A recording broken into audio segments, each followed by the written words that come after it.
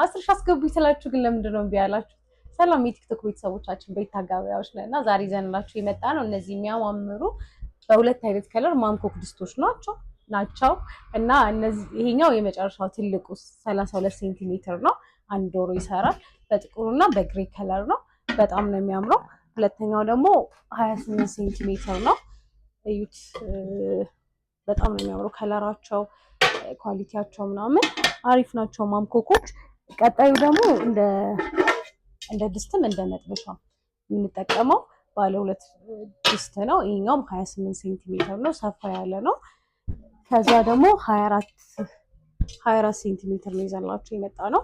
ይሄኛው ኦልሬዲ እንደ ድስት ነው መጠቀም የምንችለው። ከዛ የመጨረሻዋ ትንሿ 20 ሴንቲሜትር ናት። እያቸው በጣም ጽድት ያሉ ኳሊቲ እቃዎች ናቸው እና ይሄን እቃ ማዘዝ ከፈለጋችሁ ስልካችን ባዮ ላይ ያለ ይደውሉልን።